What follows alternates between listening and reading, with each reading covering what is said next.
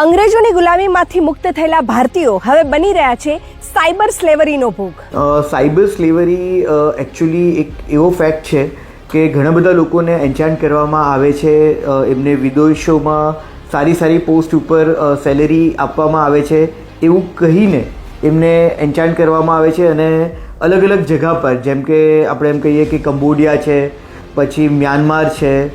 Vietnam છે, આવી બધી જગ્યા ઉપર એમને જોબ ઓફર કરવામાં આવતી હોય છે. વેલ, જ્યારે તેઓ જોબ માટે જાય છે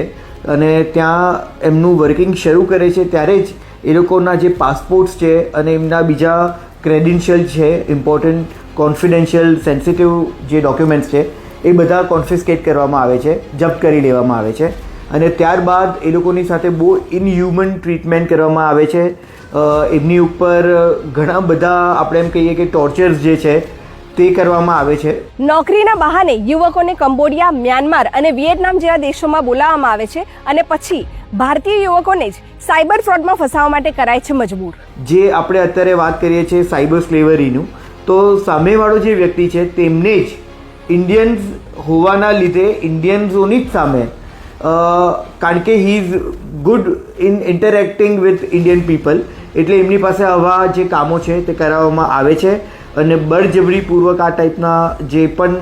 સ્કેમ્સ છે તેમાં એમને ઇન્વોલ્વ કરવામાં આવે છે. ઓછા પગારે લાઈફ સેટ કરવા આવા દેશોમાં જતા યુવકોના પાસપોર્ટ અને આઈડી પ્રૂફ જેવા ડોક્યુમેન્ટ્સ જમા કરી લેવામાં આવે છે અને પછી ખાવાના પણ ફાફા પડે તે રીતે તેમની પાસે 16 કલાક સુધી કામ કરાવવામાં આવે છે. મોર દેન 5000 જે વિક્ટિમ્સ છે એ ખાલી કંબોડિયાના જ છે અને તેમાંથી રિસેન્ટલી આપણે એમ કહીએ કે 250 જેવા જે વ્યક્તિઓ છે તેને પાછા ઇન્ડિયા લાવવામાં આવ્યા છે, એમને રેસ્ક્યુ કરવામાં આવે છે અને અત્યારે બી આપણા જે લો એન્ફોર્સમેન્ટ એજન્સીઝ છે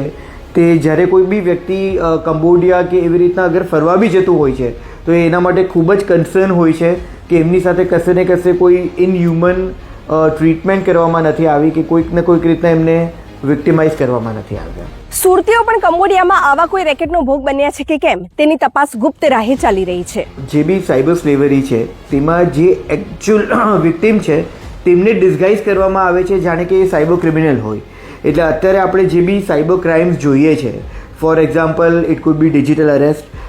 એમાં એવું પણ હોઈ શકે છે કે એ એઆઈ રિલેટેડ ડીપ ફેકના ક્રાઇમ્સ હોય, સિમિલરલી હની ટ્રેપના ઇશ્યુઝ હોય, પોપઅપ્સ જ્યારે મોકલવામાં આવતા હોય, તો આ બધી જગ્યાએ જે પાછળનો અવાજ કે જે પાછળનો વ્યક્તિ છે